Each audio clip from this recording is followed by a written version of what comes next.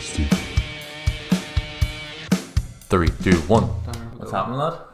Keeping well? Yeah, I'm alright, mate. Football. Yes, it's good. Sorry. There you go. Yes, so it's football podcast, Man United podcast. Don't move too far away from the camera. Don't worry, sorry. Jesus Christ, I need to keep you in the camera. Trying to get more comfortable. You can't get comfortable in these seats. They're so uncomfortable. But yeah, so me and Proctor did a review, or wasn't really a review, it was just a chat about the Premier League. Sure, he's a happy man. Yeah. He said it was actually a shit season. Ungrateful. His team got 99 points. I know, Fuck it was a me. bit boring. Jonian said he was buzzing about it. But so Man United, this podcast is going to be solely Man United talk Okay. from two biased United fans. Yes. So happy enough the season end? Yes.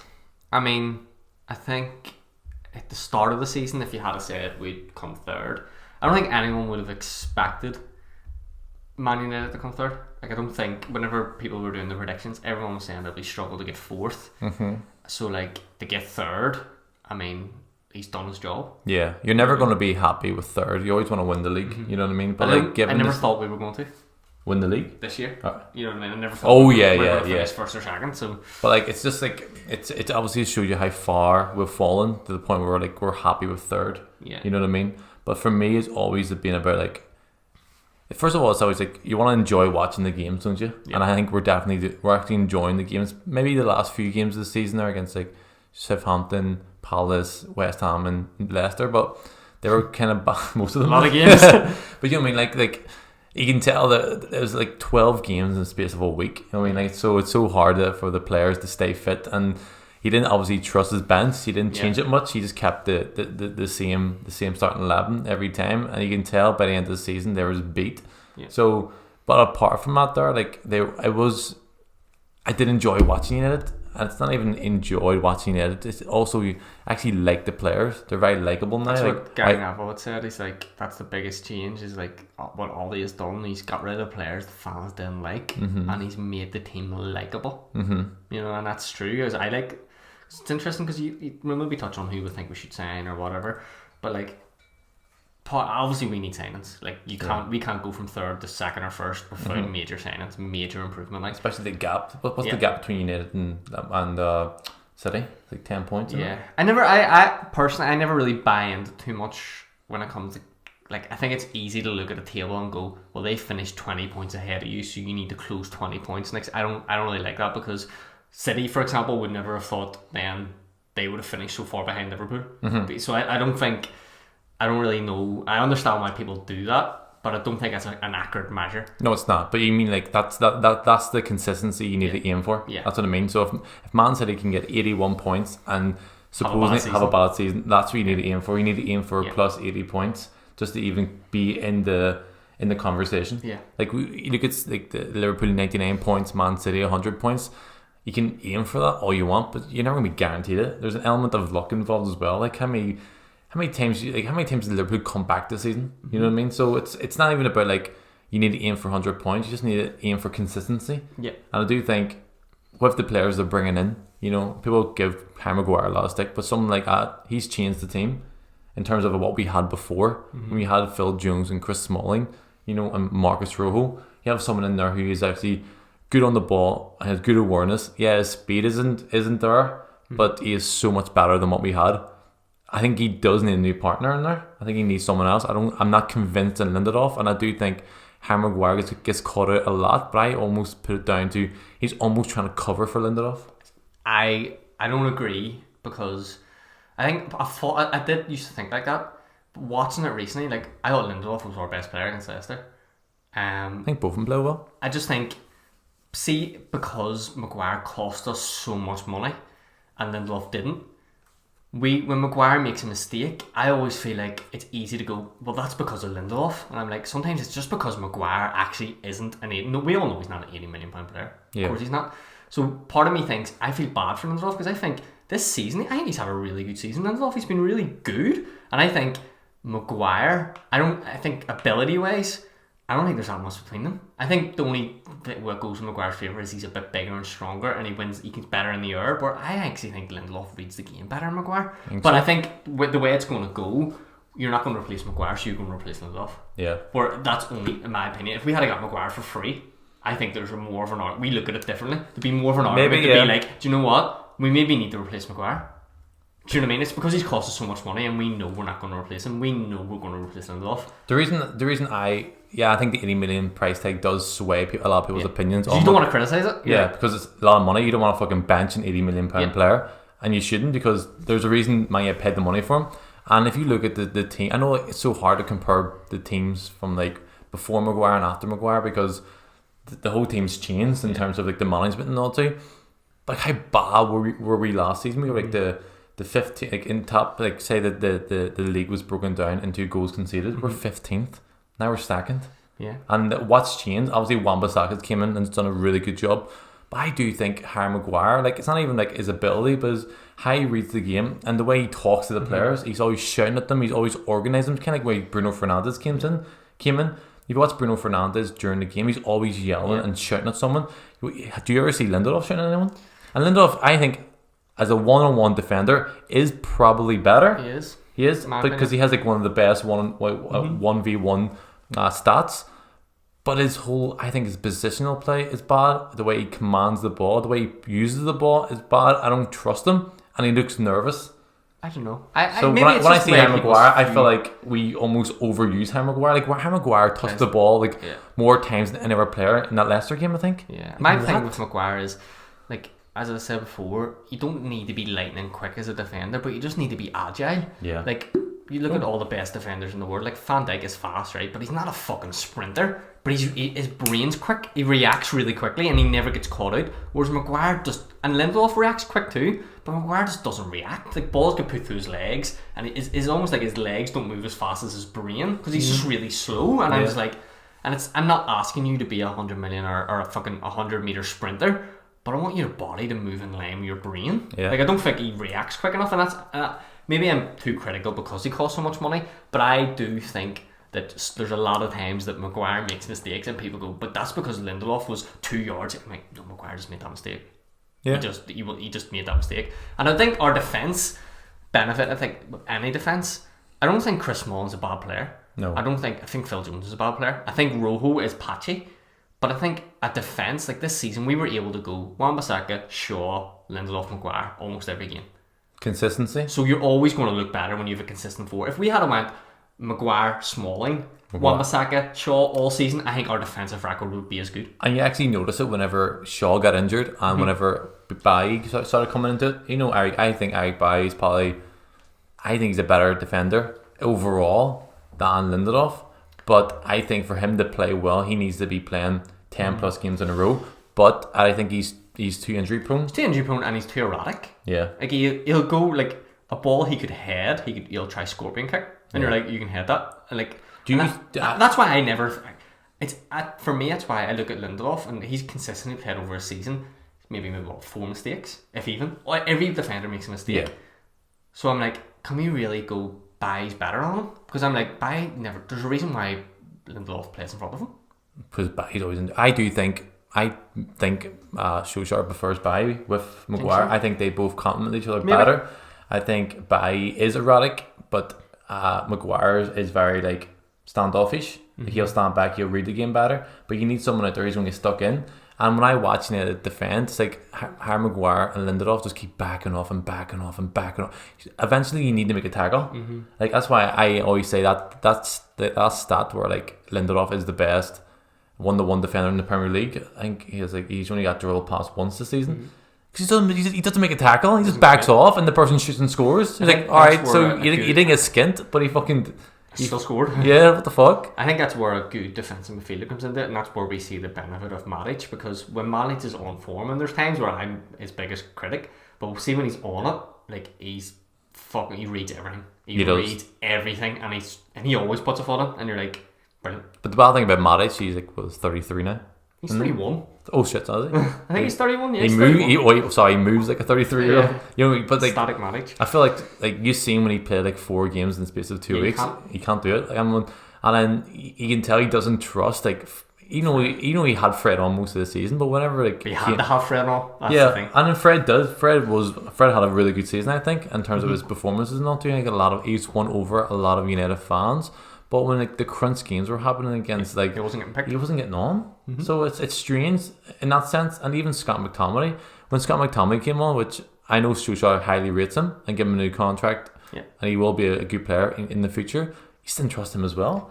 And we looked off when he played. It's like you'd rather play a 60% Matic than a fully fit McTominay and Fred, which is a credit to Matic, because it was a period at the start of the season where Matic wasn't getting in the team, and I think that's a credit to Solskjaer as well, because I think Matic did need a bit of a boot up the arse here, because he wasn't playing well, but like he was putting Fred and McTominay in front of him, and then now I think Solskjaer's realised this midfield of Bruno and Pogba doesn't work without Matic, so I have to play him. You need someone who's literally defensive minded. Like you watch Scott McTominay and Fred, and you put it as well. Like them two can't really play together because they're the exact same player. And I like Scott McTominay. I think he's a really good athlete, and he could be a really good player for Man United. And he's a youth player as well. So you're saving yourself so much money, but he doesn't read the game well. Yeah, his positional play is so bad.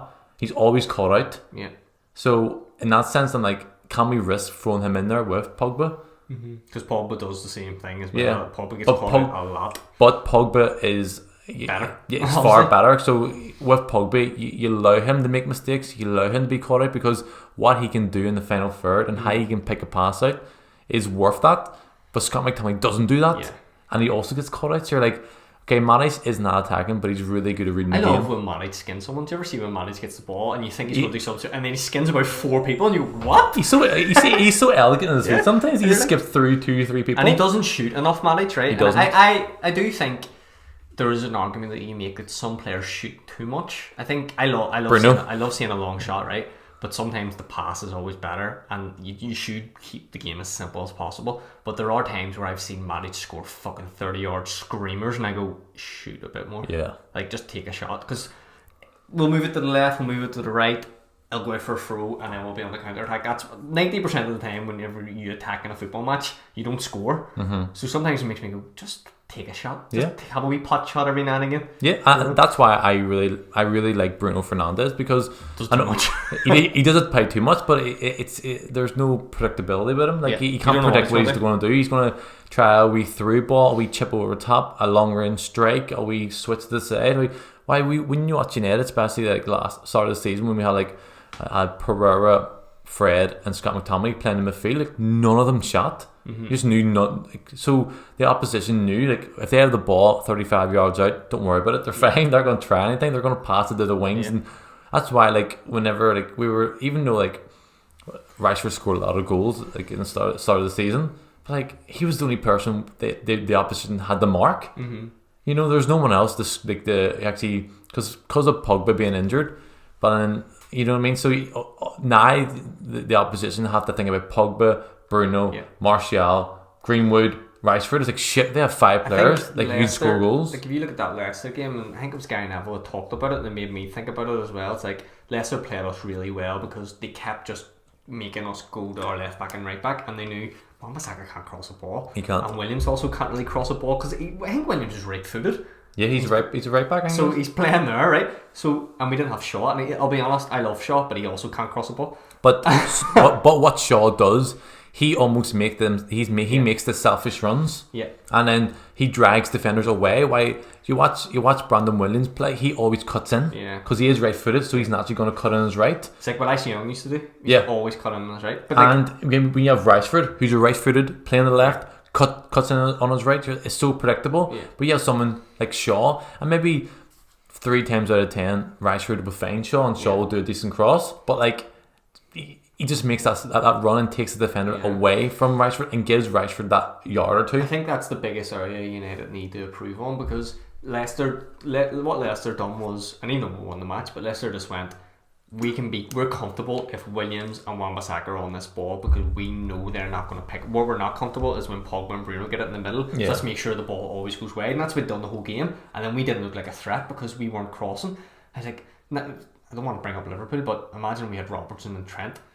That's the biggest fucking threat Liverpool have, because they cross a ball from a halfway line and all. Like, that's because they're crazy good at it. But like us, part of me thinks we do. Like, I need Wan-Bissaka, who I think has had a great season. He needs to improve going forward because he's not good enough. Do you think they could replace him? I don't know. I think next season, I think Dalot will go. I think Williams is a good shout of trying to play as our right back. I think Wan-Bissaka will be our right back, right? But if we say at games we ever go to 3 at the back, Wan-Bissaka can't be a wing back. He just can't be a wing back. But whereas Williams could probably be that, because it would be interesting to see what Williams can do crossing the ball on the right. But I do think that's an area that we need to improve on. Fullbacks, yeah. Yeah, because you seen a drop in quality whenever Shaw was gone. Even though Shaw gets a lot of criticism, and rightly so, because he came with a big price tag and he hasn't really lived up to it up until maybe this season. You notice when he's not there, though. Yeah, but see, when he was gone, it's kind of like shit. Yeah. Like you seen the Chelsea game in the cup semi-final, it was like, we actually aren't that good defensively then, because he is. The biggest problem with Shaw is attacking, because defensively he's upper. Like his one-on-one defense, and he's really quick and he's good at reading the play. But once he goes up front, he gets nosebleeds. Yeah. He freaks out. But then when you see Brandon Williams coming in a big game, in a pressurized game, you know he's not ready for this. Yeah. And rightly so, you shouldn't rely on Brandon Williams coming in to win us the fucking cup semi-final. No. You know, there's too much pressure on him. You should bring him in. I do think we need a fullback then, but I don't know. That's why it's hard, because as I say, Man United are so much more likeable now. Like, I love Shaw now, I love Wan-Bissaka, but part of me goes, are these good enough to win a league? That's what we've got to be thinking now. So you have to be ruthless, and Ollie has to be ruthless. He has to go. True, yeah. I need a left back who can cross a ball. I need a left back who is dangerous and gets me 5 to 10 assists a season. I know that these two left and right backs aren't going to do that. And don't get me wrong, you can bring up footage of Wan-Bissaka where he does do it and set up goals, because he's a footballer playing for Man United. He's going to do it right eventually. Yeah. He just doesn't do it right enough. Yeah. You know? So you think it's more like he just needs to improve on that sense? I think Shaw has the potential because he gets into the positions. I would just love for him just to work on his crossing. Or just shoot, not again.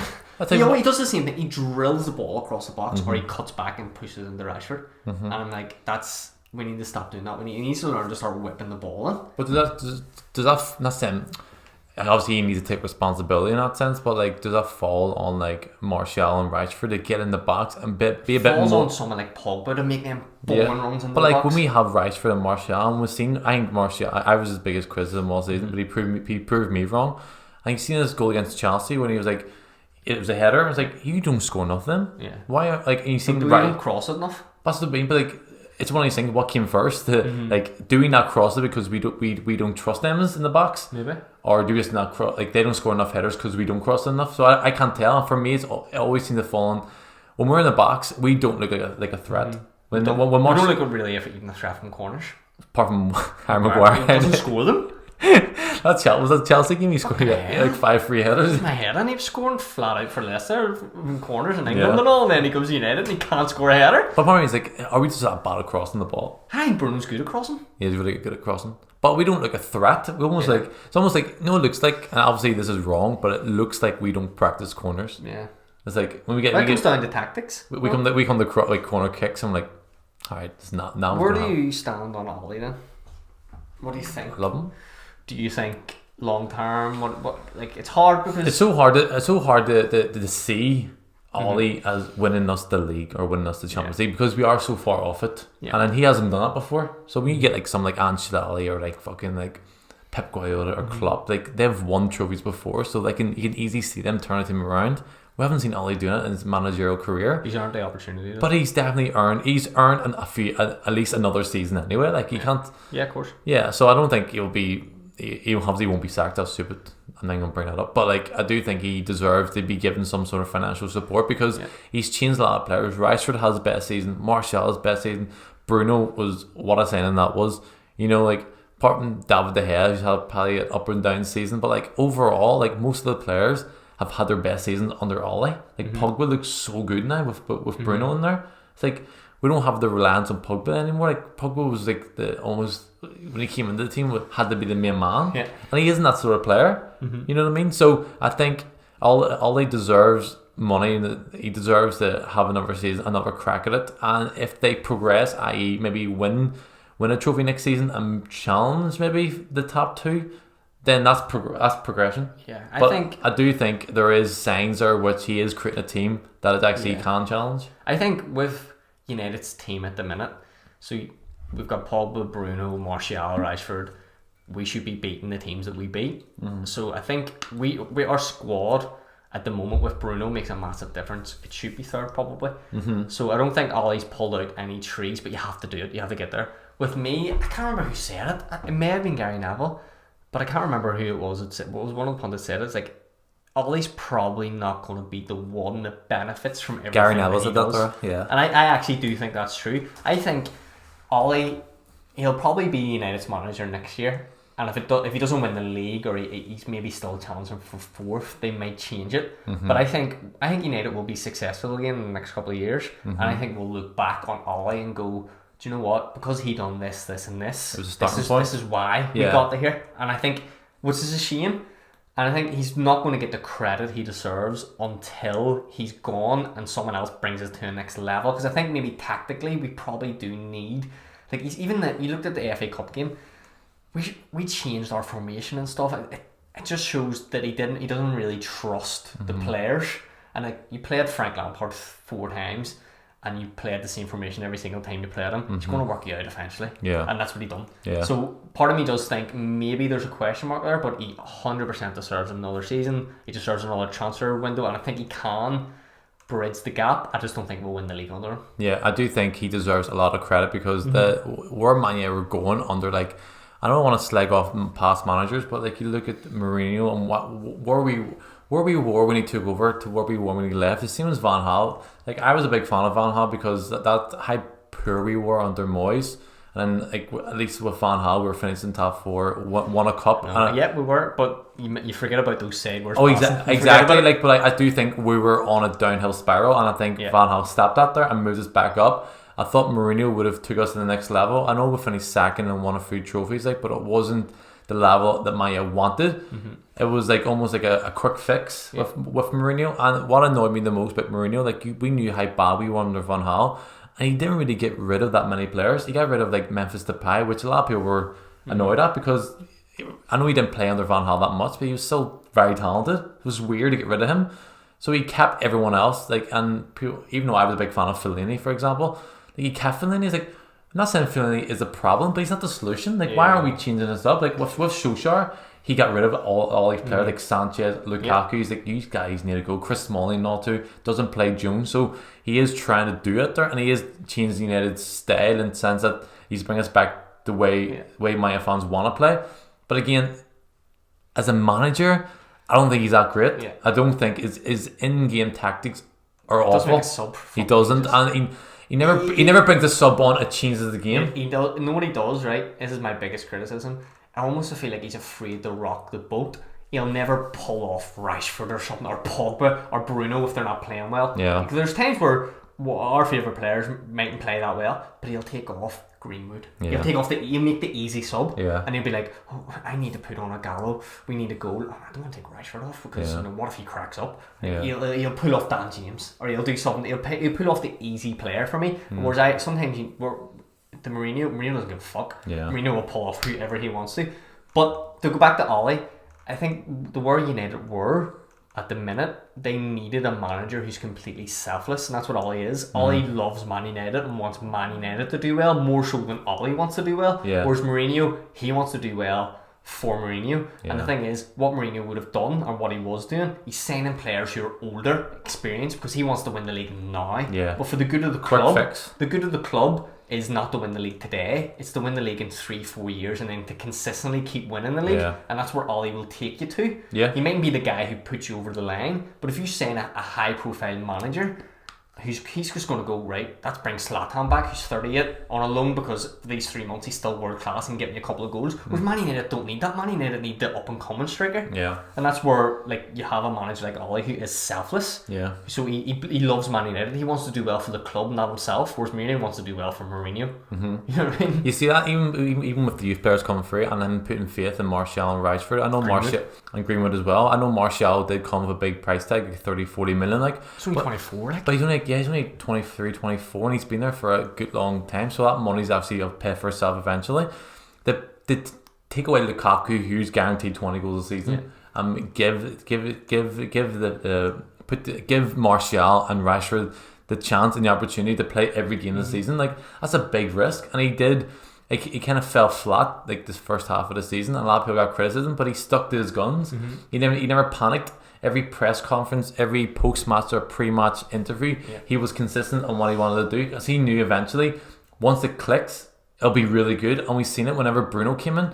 Whenever we're winning like 5 games in a row, like 3-0 every time, like that consistency is what Mane can do. But you also realise that the squad itself is not good enough long term, because you've seen whenever we needed to make a sub, he didn't want to do it. So I do think maybe his in-game management isn't great because he doesn't have the players to bring on. Like, you can have like, you could be drawn 1-8 with fucking West Ham, but like, bringing on Fred isn't going to change it. You need to bring on someone else, someone a bit more creative, and we don't have that. Look at Man City, for example.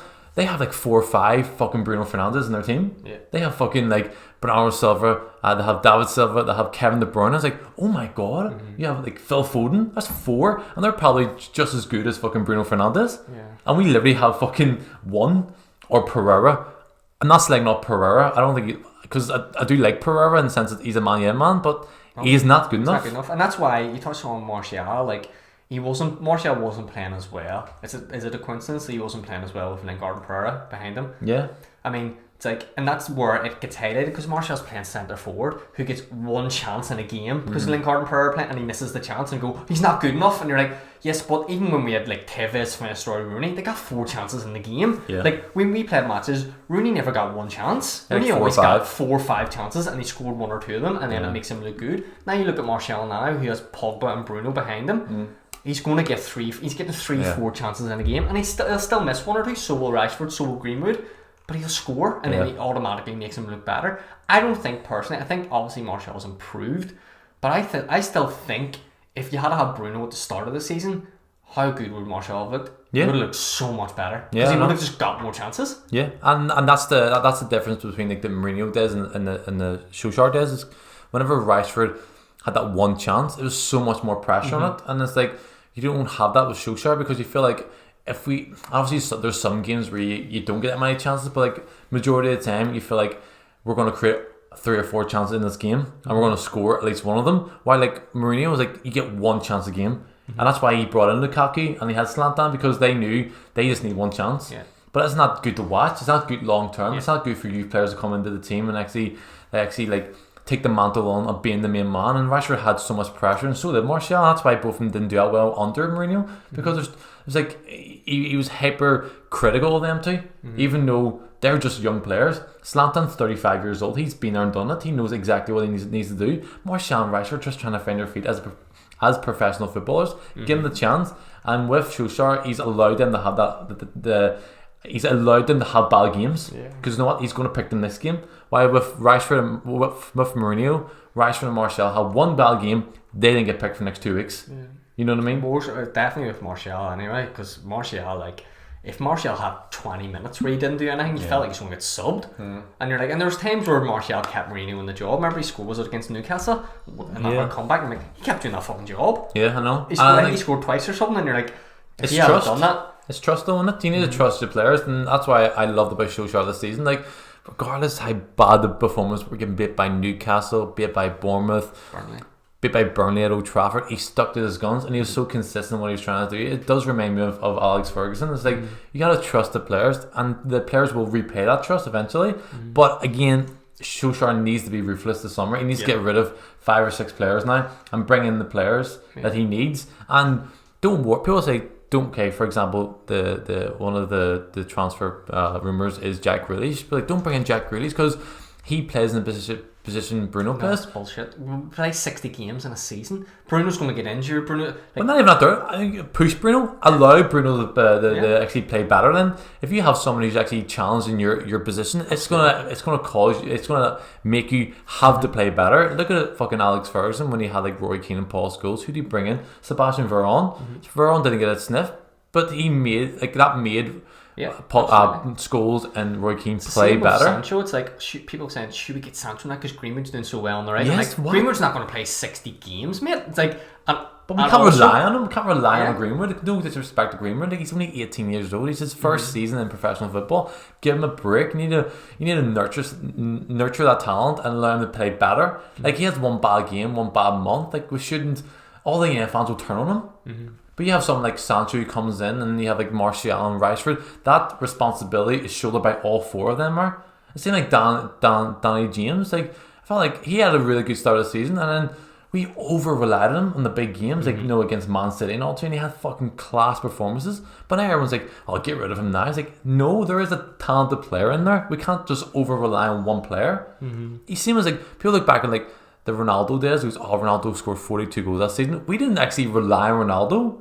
He produced the goods, but we had Rooney, we had Tevez, we had Scholes, we had Carrick. Matter, like, for me, it doesn't matter who scores the goals as long as someone's scoring them. Like, if you've got Greenwood, Sancho, Martial, Rashford, like, if Martial doesn't score for 4 games, but Greenwood scored twice and Rashford, it doesn't matter. It doesn't matter who's, unless you've got a player who's going to score you 40 goals in the season, then it matters. Like, then it matters who's scoring the goals. But like, it doesn't. If Rashford and Martial and Greenwood all get 20 goals each next season, then you're laughing. But there's always going to be one player who doesn't score. You know what I mean? Like, you can't score every game. You can't, Martial and Rashford and fucking Greenwood can't score 2 goals a game. There's going to be one time where he scores and he doesn't score. It's not a big deal. It's going to be a game where we win 1-0 and it'll be a goal from a corner. It's a it's a marathon, not a sprint. And I think even people being hypercritical of Pogba when he came back, because Pogba's going to score 1 goal this season. It's like, I don't fucking care.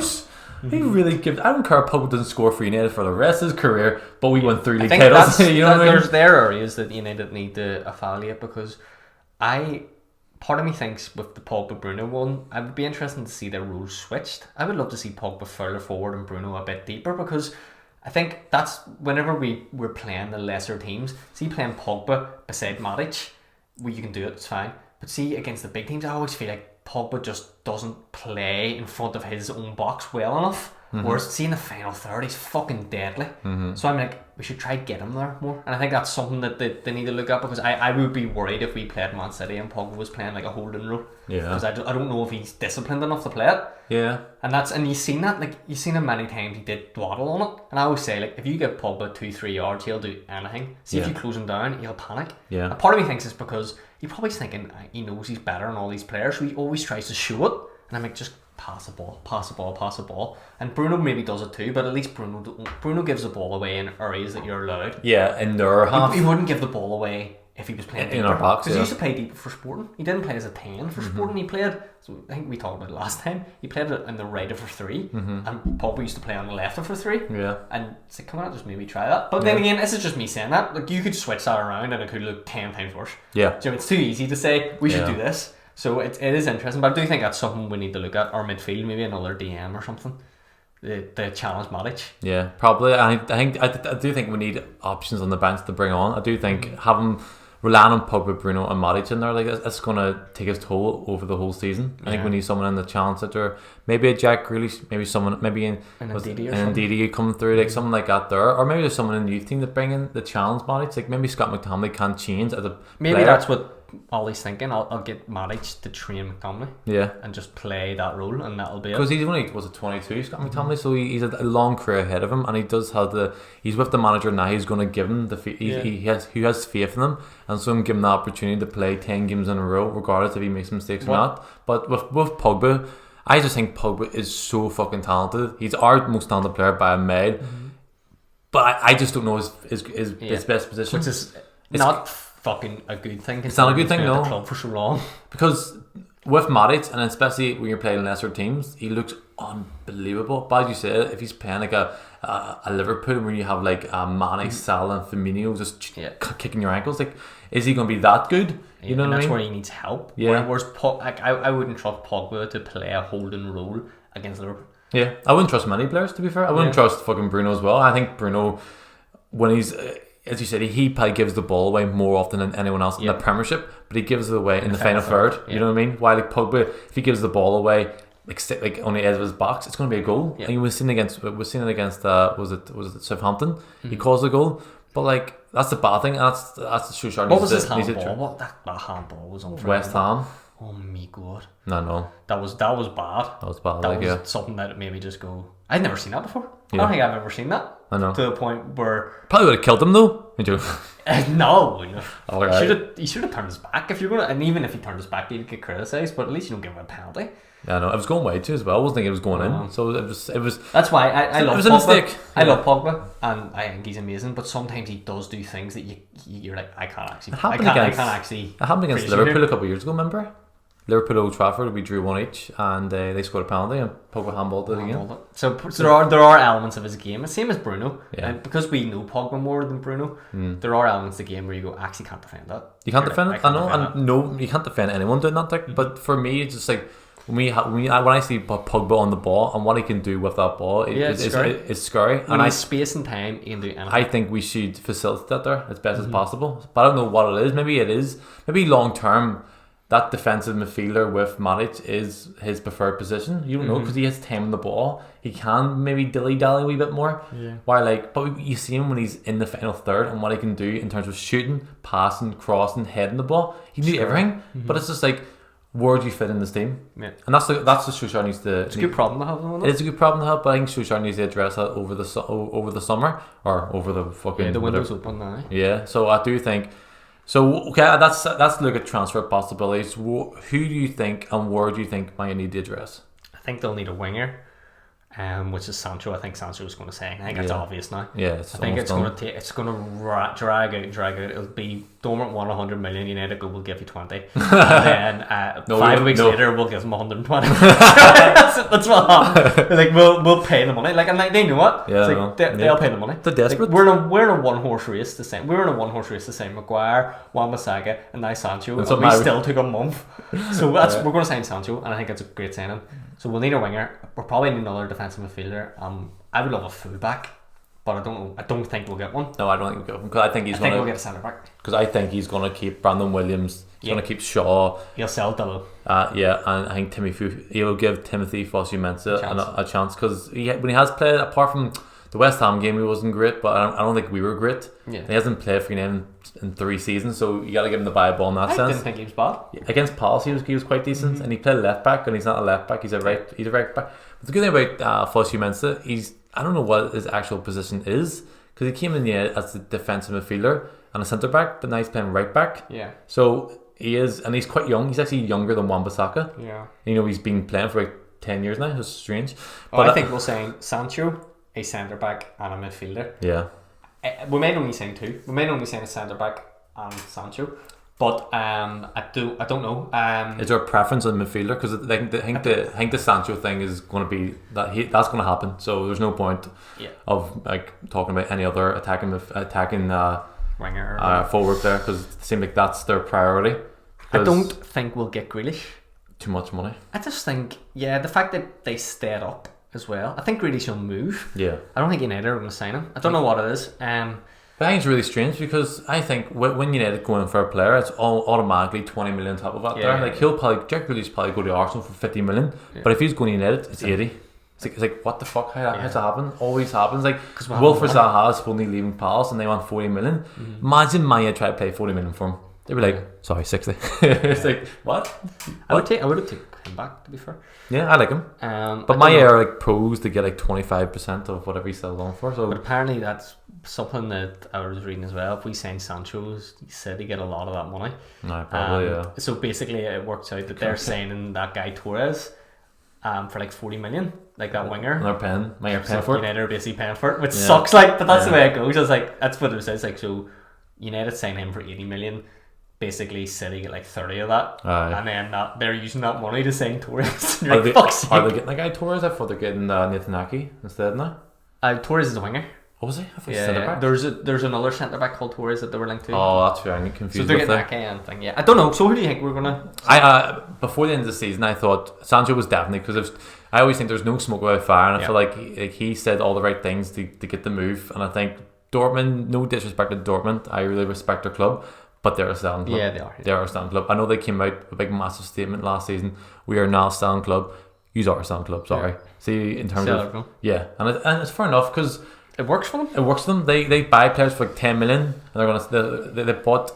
They bought Sancho for like 8 million and they're going to sell him for 120 million. They said bought that guy Jude Bellingham. Yeah. And I know United are going to sign him in 5 years for 100 million. So it's the same as Haaland as well. Haaland's definitely leaving and probably going to United in a couple of years. You know what I mean? It's frustrating that we didn't get in first. It's almost like go to Dortmund for a year or two and then we'll sign you. Get a wee bit better and we'll double that there for you. Yeah. But I do think I thought Villa were going down. I didn't think there was any possibility they were standing up, so I thought that was definitely going to happen. Maybe max 50 million, but they want 80 now for him, so I can't see my spending 100 million on Jadon Sancho and then 80 million on Jack Grealish. I like Jack Grealish. I think he's a super talented player and I love him to play for Man United, but I don't think he's worth 80 million. I don't think I can't see how he's worth that money, because I think he's good for Villa this season. He kept them up, but he wasn't that good. Yeah, and that stat where he was the most fouled player in the Premier League. It's not a good thing. It means he's holding on to the ball way too long. So he needs to pass it more. He dives a lot as well, so he's good there. Even that time he got punched in the face, he dived there. That was a shit punch. What are you on about? You could have stayed on your feet. He did though. Hello? He fell down like a back sponge, and I'm like, hello. But anyway, we're not going to get Grealish. I think definitely a centre midfielder, and but it all depends on who might get rid of. I think they need to get rid of a bunch of. I think Chris Smalling needs to leave. Yeah. To be fair, I like Chris Smalling. So do I. I think he's better than Rojo and Jones, but I don't think he's as good. He's good enough for United, to be fair. So Smalling, Jones, Rojo, Delo, Pereira, and Lingard. That's 6 players. We won't sell Jones. Yeah, we won't. But that's 6 players. I think Mane need to get rid of. Yeah. To bring in 3 players. If Mane don't get rid of 5 players, 4 or 5 players, they'll probably bring in Sancho and maybe a young centre back, and that's it. Yeah. Which is kind of frustrating. I love the idea of going for Nathan Ake. That rumour was kind of floating around there for a few weeks. I did like that because he has Premier League experience and he's only 25 years old, and he's only going to cost 40 million. But you know me, if you go for Koulibaly, you're going to cost 90 million, and he's coming 30 next year. Yeah, I like your guy Max Aarons at Norwich, and he's right back, but I don't think obviously because we've Wan-Bissaka, we wouldn't do it. Is that where he's going? I thought it was agreed. No, 18 million. No idea. He's a great player. Well, I think the rumour is he's going to Bayern Munich for 18 million. It was a good steal from Bayern Munich, because if he went anyone in the Premiership, I would have cost like fucking 50 or something. Because there was talk about him going to United last season. Yeah. I think regardless how bad Norris played, he had a good season. He did. He's a good player, and I like your guy Cantwell as well. I really think he's a good player. I don't think he's United good, but I do. Like Everton or something saying him. He's one of them players. If Maya got Jack Grealish, Aston Villa will buy him. Yeah. Almost like a replacement, because he's like. I don't think he's good enough to go to the Man United, Man City, or Liverpool yet. But he needs that buffer period. If United signed him, right, and he was on our bench, I'd be happy enough. I'd be like, he's a player who can hit a shot. He can dribble. He can do things. I'm like, and someone like that always looks better in a better team. He managed to be good in an awful Norwich team. Yeah. What about that rumour about Jeff Hendrick? Hendricks. That's not going to happen. If that happens, I would love that. It's not going to happen. I love it. Once not there, that'd be flat. And I love him, but he's shite. Yeah, I don't know. He could be decent enough. No, he's not. I'd rather him coming on than Pereira. I don't even know if I would. Oh, is it? No. I think because he's. Think we'll sell Lingard? Nah, I don't think so. I don't think so now, because he scored that fucking goal. Not even that there. Like, regardless how bad Lingard has played this season, he always picks him and he always puts him on. Now you notice that, while Pereira doesn't get a sniff. Mata doesn't get a sniff. Mata's a player who I love. Mata. I think he'll stay though, because he signed that 2-year contract, didn't he? That was a 1-year contract. I think he's a year left. Maybe just to get a bit of money for him. Get like 5 million quid for him. I think Mata will probably stay. I think this Europa League will be interesting. I think we'll see McTominay play the Matic role. Yeah. I think we'll probably see Fred play a lot more. Yeah. Which Fred is another one for me where I go, good season, whatever.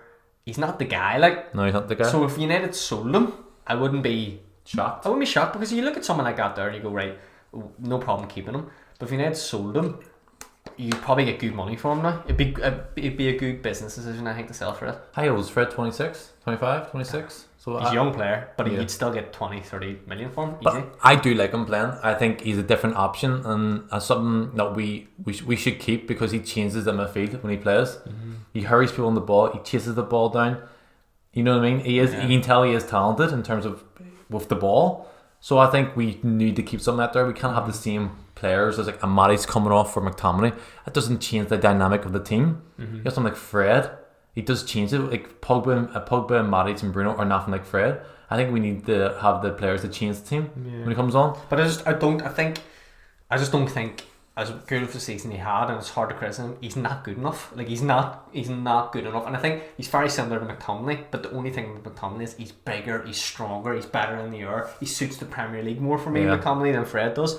So if United were looking to sell someone, I think it's one of those ones. If a club came in for an offer, I think United would consider it. I don't think they would put him for sale. Yeah. But if someone went, Inter Milan or whatever went, because they seem to send every United player, 40 million. There you go. I think United would sell him. But my guys paid 60 million for him, like, so I can't see him taking a cut of 20 million. I would be shocked to see. But you're never going to get your money back on him. No. So they get 30 to 40 million, they'll probably look at that and go, well, we're never going to get 60. I'd be shocked if they sold him, just because there's so much players, deadwood players in that team who need to go before him. He's not the problem. He is a solution in certain games, especially against Man City. He always had blinders against them. When he hurries the players, he chases the play, and he is quick getting the ball moving. Counter-attack football he's really good for. Like Pogba, Maddie's are a bit slow in that sense, so it's good to have him in that midfield. I just think players like Mata, again, I love Mata. He's run his course in it. I can't see he doesn't come on, and when he does play, he doesn't look he affects the game. Yeah. Lingard, I just think maybe he likes Lingard. He's a player you kind of trust. Lingard's a player who's just going to play for United for another couple of years. And Lingard, no disrespect to Lingard, he had a bunch of good seasons with United. This is probably his worst season, and there's a lot of personal situations. Like his mum was really sick and stuff, and he's like taking care of his brother and his sister and all too. So in that sense, you can see why, because his form did drop drastically last season, end of last season, start of this season. But like he plays him, he comes off the bench. Like why Mata, Pereira, Jones, they don't get a sniff anymore. So I think players like that are gone. You know what I mean? But what about, before we go here, what about the goalkeeping situation? Do you think? Yeah, I think it's time. Just to get rid of him? Yeah, I think so. What? Before Dean Henderson to come in? I don't know. I mean, I don't think Ollie will. I think that's the big decision that United need to look at. And I don't think Ollie will. I think he might. Henderson will come back in the summer here, won't they? And I think he'll have a look at him. Yeah. I think with David De Gea, you can pull stats out everywhere. Most clean sheets is, but he's not good enough anymore. He's just not. That's crazy, man. I don't think he's definitely dropped off, but say he's not good enough. That's a big. I don't think he's good enough anymore, personally. And I would love to be wrong. I would like. It's one of those things. See, when you support United or any club and you criticize a player, and then like he has 4 or 5 good games, people can go, "Well, you said he was shit." I'm like, I would love for him to be amazing. Yeah. Don't get me wrong. I want David De Gea to be the keeper that he was, but see the level of mistakes David De Gea made. Like, you only have so much credit in the bank. Do you know what I mean? But then what about the saves he pulls off? He does pull off some great saves, but sometimes I think, because David De Gea has made so many mistakes, right? And when he saves something now, people go, what a save, and I go, he should be saving that. But then there's some saves, like, he should not have saved that, and he saves it. I don't think there's been a save for fucking ages now where I go, only David De Gea saves. Okay, because all goalkeepers are talented now, but like, I do think that his saves that save us the game outweigh the mistakes still. I do think he's definitely, this is probably his worst season since probably his first season. He's had 2 bad seasons now. But he's carried us throughout this post-Fergie season, post-Fergie era. And like that's where I come from. There's like, we almost need to back him, because like we back so much other players, and like he's been there for us, and he's carried us through then games where we're getting battered. So how much credit does someone have? Like, so there has to be a limit. This is where you have to look at it, right? Yeah. So if David De Gea plays next season, right, and has a similar season to this, when do we go? Like, that's what we need to think about. How much credit does he have? He's been an amazing servant, but how many more times does he have to make mistakes? Was it the Leicester game as well the other day where he just fumbled the ball? Yeah, it was horrendous. Yeah, and like offside. He seems to have that in him now. Yeah, and so that's where you have to look at it and go, this isn't one mistake. This is 2 seasons riddled with mistakes now, where important goals, when the goal against Barcelona and all this here shit, and you're like, what the fuck? So every goal, like you look at the goals we conceded, like United's defensive record is so good, and there's so many goals we've conceded that are purely David De Gea's fault, and you're like, I can't see where it used to be. Our defensive record used to be okay, but it used to be better than it was because of De Gea. Now it's worse because of De Gea. Yeah. And like the games where we're keeping clean sheets, he's not making wonder saves. Our defense is just playing better. Mm-hmm. So you have to look at it like this.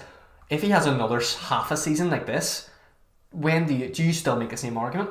My argument always, he still makes more good saves and he performs well, far better than he doesn't. His mistakes, his amazing saves outweigh the mistakes, but there's by far. Be a period. Yeah, so I think that they were probably going to consider Dean Henderson maybe next summer, but I think that's fast tracked now. I think okay, we're going to bring him back this summer now, and we're going to look at it more closely. Why maybe before Christmas they won't even entertaining that idea. Yeah. But I think now it's a question. It's on the table now, and so it should be. But I don't think we should get rid of him, because I watched Dean Henderson this season, and Dean Henderson had an amazing season. He has probably made more mistakes than that, or he hasn't saved the amount of goals he concedes at his near post. I'm not saying Dean Henderson is the guy. We might need to sign a keeper, and my thing is the argument that you make for De Gea in saying that he's saved us so many times and post Ferguson or he's been amazing, you can make that argument for the next 5 years, and then if he has another 5 bad seasons, you can still make. But then so it gets to the stage where you have to start looking at it. But then that falls down to the bad seasons outweigh the good seasons. But right now the good seasons outweigh the bad season by tenfold. I know, but it's the same. Say if you had a striker who played 3 seasons and was top goal scorer, and then for his next 2 seasons scored 5 goals. I don't think. Striker? But then But you're saying that David De Gea's had such a bad season where every game he causes the game. Every mistake he's made this season, the Chelsea game, the Watford game, what other mistake did he make? The Everton game where he kicked the ball at the striker. Apart from the Everton game, all the other games, his mistakes came when we got beat by 2 goals. So if you take that goal away, we still got beat. Yeah, but how many points did he cause us? My thing is with I think that's where they work it out. De Gea's never been a good keeper on the ball. His distribution's awful, right? It always has been. He can't pass the ball, so every time he kicks it goes out of play. But we've always said no problem because you're world class and you make saves. He's now making less of those world class saves. He's still a class keeper. He will still save shots, right? He's making less world class saves, and now he's making stupid mistakes. So all the things that made De Gea great are declining, and all the things that are bad are still there. So to me, I look at him and go, what makes you give you the right to be a United keeper? You can't pass the ball, you're making sloppy mistakes, and the saves that you make are saves you should be making.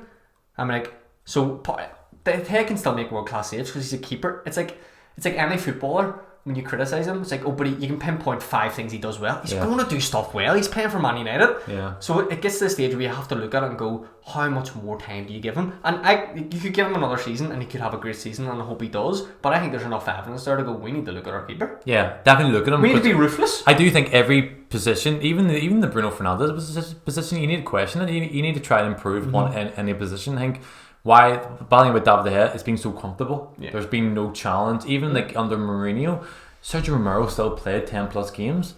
Sergio Romero doesn't get a sniff anymore, so there's no challenge there. So I think we need to bring Dean Henderson back. I like Sergio Romero. I think he's a really good second choice, but he's not challenging David De Gea enough. So I think we need to bring Dean Henderson back and drop David De Gea now and again, maybe in all the cups in the odd Champions League game. You know what I mean? Just to say, well, you're our number 1, but you're not like, you haven't cemented that. I think that as fans, the worst thing we do, and we all do it, we overrate our players. Yeah. We all overrate them. Everyone does though. We all do it, and because the problem is, and it's a fickle game. De Gea will have 2 games that are good in a row, and we'll go and then you go, he has a bad game, and right, we're over. And even Romero, we've overrated Romero for ages. We've always said Romero's the best second keeper. Who cares? He doesn't play, and when he does play, he plays okay, and he plays against teams like Lask. So I'm like, we overrate Romero. We overrate a lot of players. But we're also hypercritical of our players as well. Yeah. In the same sense. So I look at David De Gea, I'm like, who can replace him? Who could we get? All the best goalkeepers in the world aren't going to leave and come to us. I'm not saying we're a small club. I'm just saying why would Liverpool get rid of Alisson? Why would Man City get rid of Edison? Why would Allback come to us from Atletico? So we're not getting them 3. So who else is there? Yeah. There's no one else. And it's I do think we need to. I think there is. David is only 27, 28 still, so there is room for. He can improve, and maybe we just need someone to maybe challenge his position and make him become a better goalkeeper. Yeah. I do think there's a lot of quality there where he can be our number 1 choice. You know, he's won the league with us. He can be a title winning goalkeeper. I just think sometimes the question's on the table now. I think just for me watching Man United with under Van der Sar. See when a team was attacking, you just never felt afraid. You never felt there was a mistake there. Fans obviously made mistakes, but you felt so comfortable with him as a keeper. Remember when Tim Howard and every single time someone went forward, you were like, oh my god, we have Barthez. And every single time someone went forward, you just didn't trust the keeper. And then whenever Van der Sar went and we had De Gea in that first season, it was the same. You just didn't trust him. And then we had seasons where you just did not worry because you knew De Gea was going to save it. Yeah. Now every time someone attacks, I'm not confident that De Gea is going to save anything. Yeah. And that's a problem. No, it is a problem, but there's no solution though. The solution is, let's just buy a world-class goalkeeper. There's none available. You can't buy. So I think that well, I think we'll have to look at Henderson and see what the crack is. Yeah, I do think he'll because there was around Christmas time they were confident he was going to get another loan spell with Sheffield United, but I think neither. I think might going to pull him back and maybe let Sergio Romero go. Yeah, because Sergio Romero's he's too good to be a sub goalkeeper. I think for United. What's Lindegaard doing these days? Kishak, Thomas Kishak. We'll wrap it up. Yeah.